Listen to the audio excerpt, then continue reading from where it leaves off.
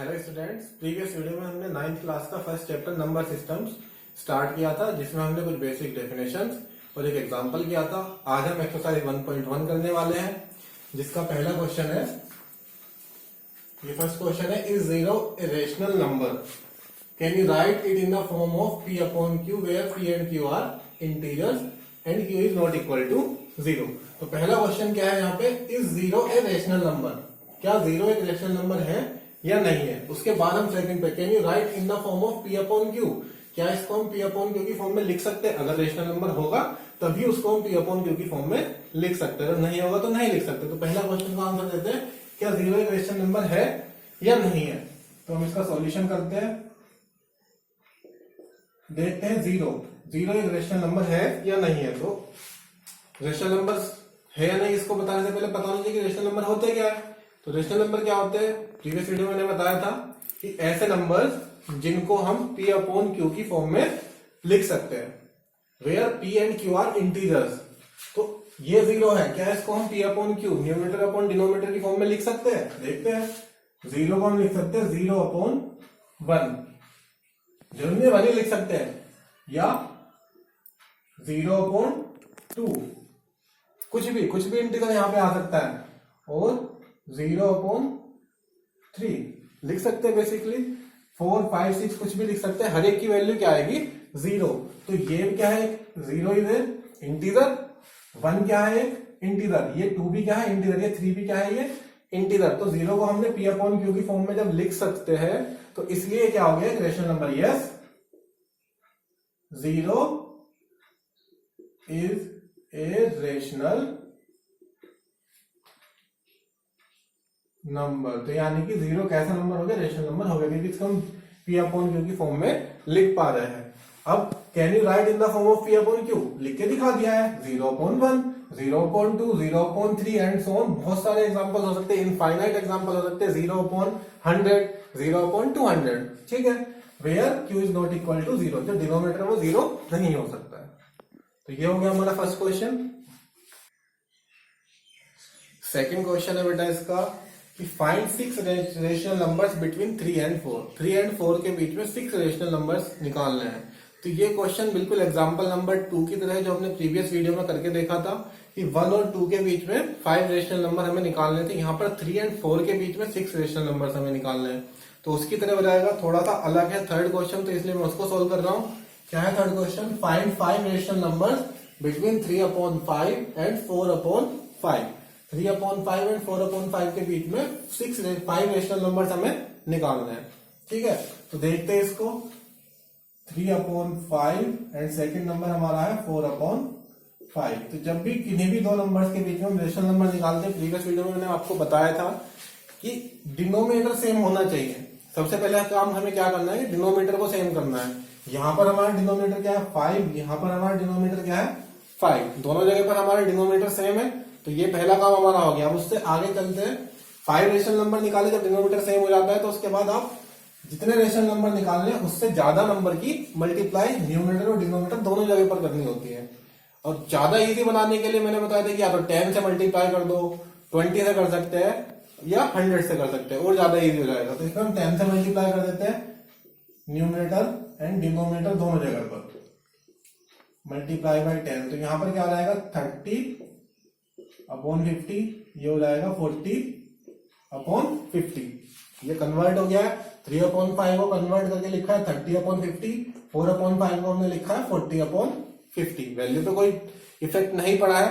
अब हमें पता है कि 30 और 40 के बीच में कौन कौन से नंबर आते हैं, 31 upon 50, 32 upon 50, 33 upon 50, 34 upon 50 and 35 upon 50, 36 भी आ जाएगा, 37 भी, लेकिन हमें 5 रेशनल नंबर निकालने तो लिख सकते हैं, हेंस 5 रेशनल नंबर्स आर। कौन कौन से हो गए, ये हमारा आंसर आ गया, 31 अपॉन 50, 32 अपॉन 50, 33, 34, 35 अपॉन 50। याद रखना, कभी भी दो स्टूडेंट का आंसर सेम नहीं आ सकता है, अलग अलग भी आ सकता है, क्योंकि कितने इनफाइनाइट रेशनल नंबर होते हैं ना। तो ये हमारा आंसर हो गया थर्ड क्वेश्चन में। नेक्स्ट क्वेश्चन की बात करते हैं स्टूडेंट्स। फोर्थ क्वेश्चन कि ट्रू और फॉल्स बताना है हमें इसे, और साथ ही साथ रीजन भी देना है। अगर ट्रू है तो क्यों ट्रू है, और अगर फॉल्स है तो क्यों फॉल्स है। जैसे फर्स्ट क्वेश्चन है हमारा फोर्थ का, every natural number is a whole number. अब ये ट्रू फॉल्स है, इसको इजी करने के लिए मैंने एक आपको वेन डायग्राम बताया था प्रीवियस वीडियो में, उससे क्वेश्चन बड़ा इजी हो जाएगा। अगर आपके दिमाग में वेन डायग्राम होगा तो ये बड़ा इजी क्वेश्चन हो जाएगा। जैसे हमें बताना है every natural number is a whole number, तो उस वेन डायग्राम में हमने देखा था कि नेचुरल नंबर होल नंबर के अंदर कंसिस्ट कर रहे थे। तो इसलिए जो नेचुरल नंबर है, सारे के सारे नेचुरल नंबर क्या होते हैं, होल नंबर होते हैं, because every natural number consist in whole number. तो इसका क्या हो जाएगा, ये हमारा आंसर सॉल्यूशन ट्रू हो जाएगा। रीजन लिख सकते हैं, because every natural number consist in whole numbers. ठीक है बेटा। उसके बाद हम सेकंड की बात करते हैं। सेकंड में बोला गया every integer is a whole number. क्या हर एक इंटीजर एक होल नंबर है? तो उसी वेन डायग्राम की हम फिर से बात करते हैं। बिकॉज होल नंबर के बाहर इंटीजर थे, तो इंटीजर सारे के सारे इंटीजर होल नंबर नहीं हो सकते। इसका अपोजिट तो हो सकता है कि हर एक होल नंबर इंटीजर होते हैं, बट हर एक इंटीजर होल नंबर नहीं होता। तो ये हमारा क्या हो जाएगा, फॉल्स।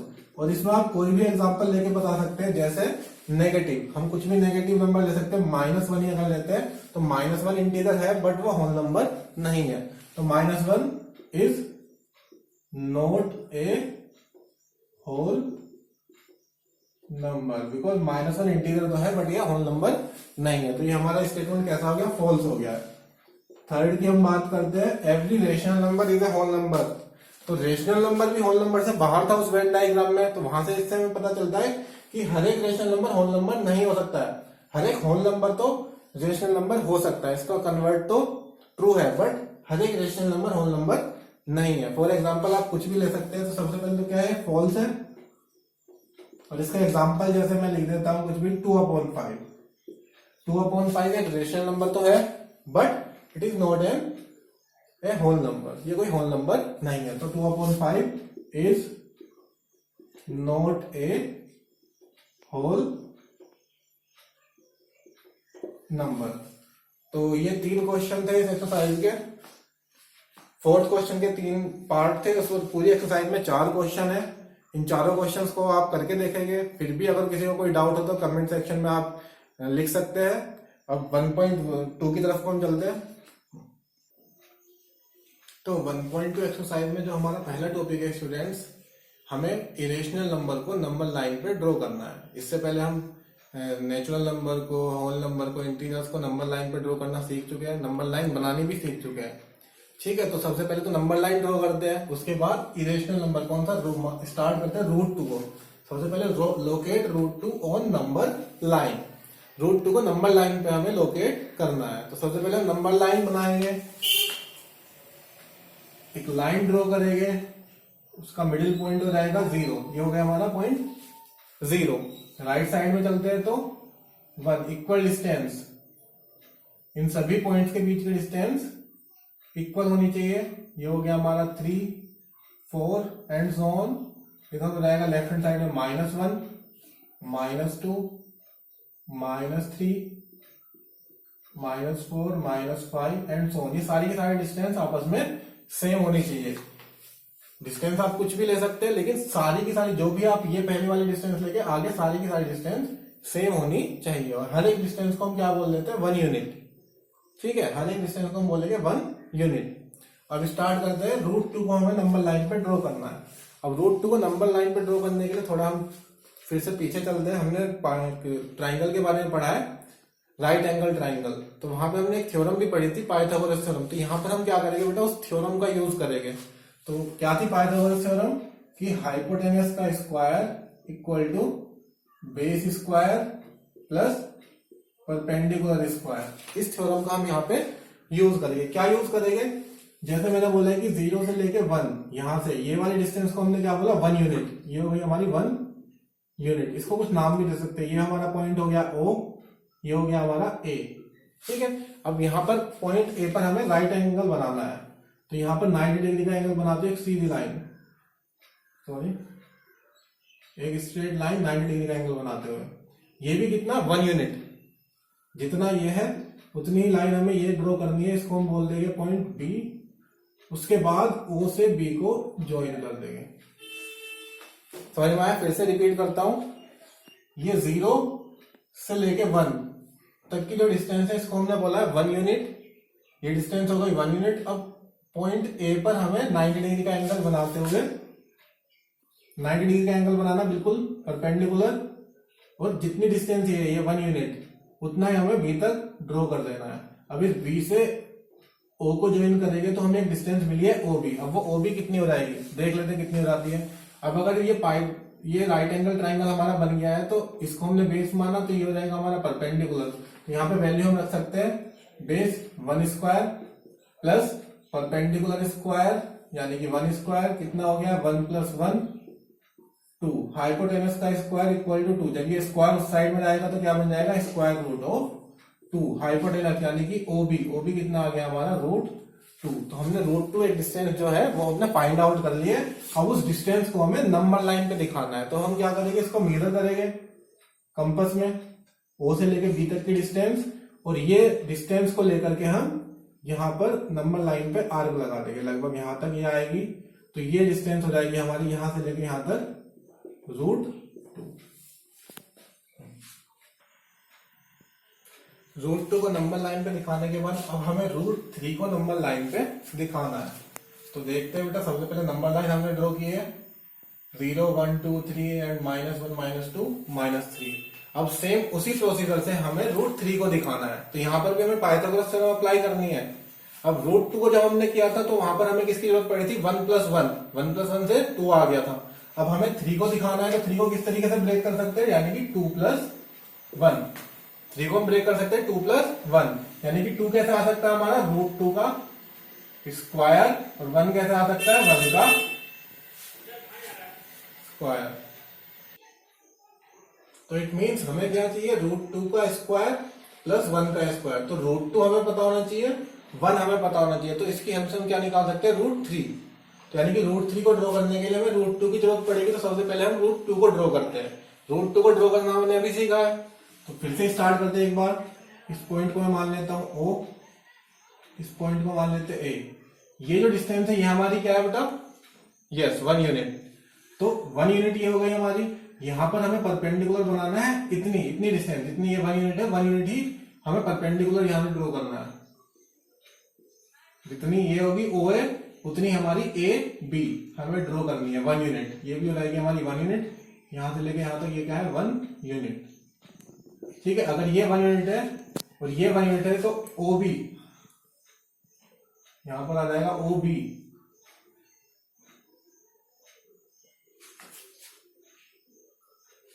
√2। OB हमारा हो जाएगा √2। कैसे, अभी पाइथागोरस से हमने निकाल के देखा था। अब ये √2 हो गया, इसको नंबर लाइन पे दिखाने की जरूरत नहीं, हमें दिखाना है √3 को। अब हमें डिस्टेंस मिल गई है, यहां पर हमें फिर से 90 डिग्री का एंगल बनाना पड़ेगा। अब हम OB को क्या मान लेते हैं, बेस मान लेते हैं, और यहां पर B पर यहां पर 90 डिग्री का एंगल बनाएंगे। 90 डिग्री का एंगल आपको बनाना आता है, आप बना सकते हैं। और जितना AB है 1 यूनिट उतना ही हम ड्रॉ करेंगे, इसको मान लेते हैं C। अब इस C को O से मिला देंगे, ज्वाइन कर देंगे। जितना BC है हमारा 1 यूनिट, BC हो गया हमारा 1 यूनिट। ये 90 डिग्री का एंगल हो गया, ध्यान रखना बेटा। ये OB कितना है हमारा √2। अब इस OBC में पाइथागोरस थ्योरम से हम देखते हैं कि OC का square equal to OB square plus BC square. तो OB कितना हमारा √2 का स्क्वायर प्लस 1 स्क्वायर। √2 का स्क्वायर 2 प्लस 1 मीन्स 3। तो OC का स्क्वायर कितना है 3। OC कितना आ गया बेटा √3। OC हमारा ये डिस्टेंस आ गई है √3। अब इस √3 को हमें नंबर लाइन पे दिखाना है, तो इस डिस्टेंस को OC को मेजर करेंगे और यहां पर आर्क लगा देंगे, तो ये हो जाएगा हमारे यहां से लेके यहां तक की डिस्टेंस √3। इसको कुछ भी नाम दे सकते हैं D। OD, OD equal to √3। अब एक्सरसाइज 1.2 पे चलते हैं बेटा। फर्स्ट क्वेश्चन जो है एक्सरसाइज 1.2 का ट्रू फॉल्स बताना है इसमें, और साथ ही साथ रीजन भी देना है। जैसे क्या है first part, every irrational number is a real number. हर एक इरेशनल नंबर रियल नंबर होता है। तो हर एक हमने पढ़ा है जैसे कि रियल नंबर क्या होता है, combination of irrational and rational. Irrational और रेशनल का कॉम्बिनेशन क्या होता है, रियल नंबर होता है। यानी कि अगर कोई इरेशनल नंबर है तो वो भी क्या होगा, रियल नंबर होगा। तो इसमें क्या हो जाएगा हमारा सॉल्यूशन, फर्स्ट पार्ट का ट्रू है ना, because irrational number is a part of real number. इसमें लिख सकते हैं बिकॉज इरेशनल नंबर क्या है, पार्ट है किसका, रियल नंबर का ही पार्ट है। जैसे √2 इरेशनल है बट वो रियल भी है, √3 इरेशनल है वो रियल भी है। तो इसमें लिख देना because irrational number is a part of real number. ठीक है, इसका रीजन हो जाएगा। सेकेंड में every point on number line is of the form of √m। जो अभी हमने नंबर लाइन भी देखी थी, पहले भी पढ़ी है कि नंबर लाइन का हर एक पॉइंट, एवरी पॉइंट, ध्यान से समझना बेटा कि every point on the number line, number line का हर एक पॉइंट √m की फॉर्म में होता है। यानी कि √m नंबर लाइन के हर एक पॉइंट को कवर करता है। ठीक है, जैसे हम अगर बात करें एक नंबर लाइन में बना देता हूं तो 0, 1, 2, 3 एंड सो ऑन आगे चल जाएगा ऐसे ही, -1, -2, -3, ये नंबर लाइन हो गई। अब इसने बोला है कि इसका हर एक पॉइंट, इस नंबर लाइन पे हर एक पॉइंट, कितने पॉइंट हो गए, इनफाइनाइट पॉइंट हो गए इस नंबर लाइन पे। तो हर एक पॉइंट √m की फॉर्म में होगा। यानी कि √m हर एक पॉइंट को कवर कर रहा है, जहां पे m क्या है, नेचुरल नंबर। यानी कि अगर मैं m की वैल्यू रखनी स्टार्ट करूं तो पहली वैल्यू आ जाएगी √1, इट मीन्स 1। 2 रखूंगा तो √2 ही रहेगा, √3, √4। तो इस नंबर लाइन पे बस यही नंबर होते हैं, बाकी नहीं होते। इसके कहने का मतलब यह है, यानी कि 1 तो यहाँ पर हो गया है, √2 लगभग यहाँ हो जाएगा, √3 लगभग यहाँ पर हो जाएगा, √4 का मतलब हो गया 2 यहाँ पर हो जाएगा। लेकिन इस नंबर लाइन पे इनके अलावा भी नंबर होते हैं, इनफाइनाइट नंबर है। तो ये सेंटेंस क्या हो गया, रॉन्ग हो गया, क्योंकि सारे के सारे नंबर √m की फॉर्म में नहीं होते, इसके अलावा भी नंबर होते हैं। ठीक है, तो ये हो जाएगा हमारा फॉल्स।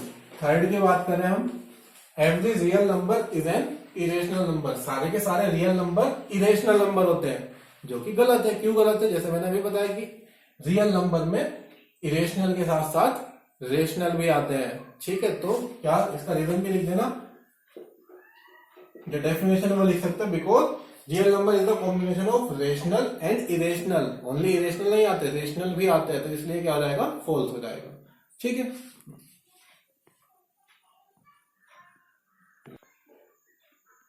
नेक्स्ट क्वेश्चन है बेटा second, are the square roots of all positive integer irrational. क्या सभी पॉजिटिव इंटीजर का स्क्वायर रूट इरेशनल होता है। उसके बाद इफ नॉट, अगर नहीं, given example of the square root of a number that is a rational number. तो हमें एक नंबर का एग्जांपल देना है, किसी नंबर का जो रेशनल नंबर होता है। तो पहला क्वेश्चन क्या है यहाँ पे, are the square root all positive integer irrational. क्या सारे के सारे पॉजिटिव इंटीजर का स्क्वायर रूट इरेशनल होता है, बताइए। नहीं होता है, ठीक है, नो।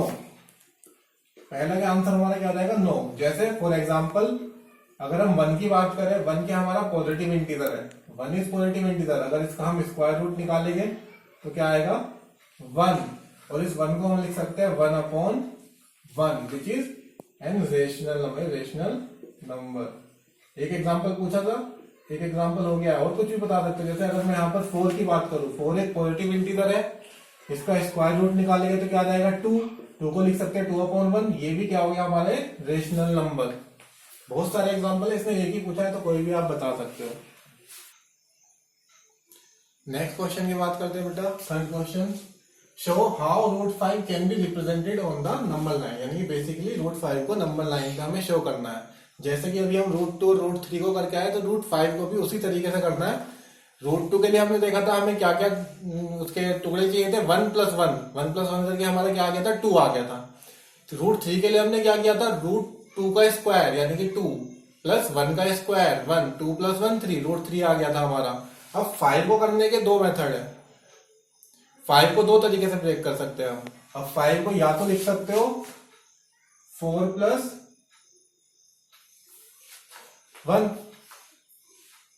या 2 प्लस 3। अब 4 हमारा कैसा आएगा 2 का स्क्वायर, 1 का मतलब 1 का स्क्वायर, 2 कैसा आएगा √2 का स्क्वायर और 3 कैसा आएगा √3 का स्क्वायर। यानी कि इस वाले मेथड के लिए हमें √2 भी चाहिए और √3 भी चाहिए। तो इस वाले मेथड को इससे भी कर सकते हो आप। सबसे पहले √2 सीख चुके हो कैसे डिफाइन करते हैं, √3 भी सीख चुके हो आप किस तरीके से बनाते हैं नंबर लाइन पे। दोनों की दोनों डिस्टेंस √2 पर √3 की लाइन ड्रॉ कर दोगे तो हमें √5 मिल जाएगा। मान लिया √2 हमारा यहां तक बैठेगा तो ये यहां तक √2 हो जाएगा, उस √2 पे परपेंडिकुलर ड्रॉ करोगे और वो √3 के जितना उसको ड्रॉ कर दोगे और उसको यहां से मिला दोगे तो क्या मिल जाएगा हमारा √5 मिल जाएगा।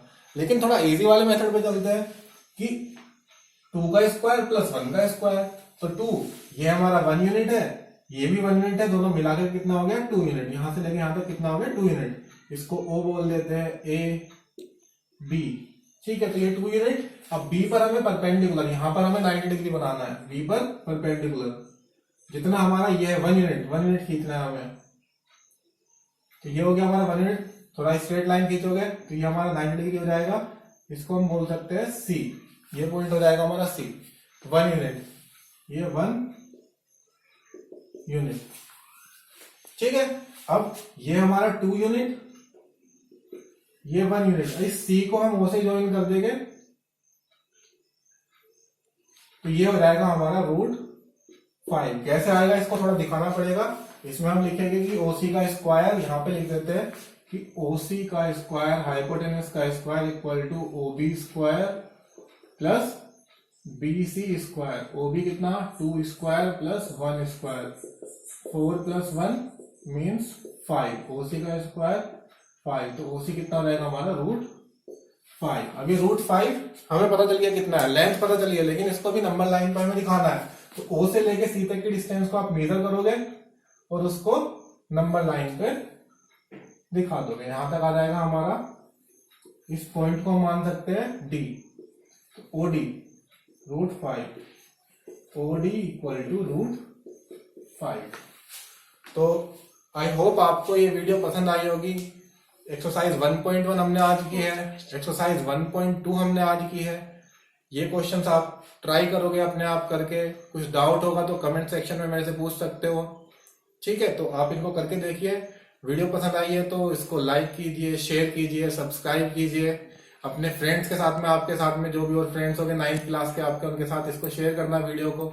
Since then bye bye, take care.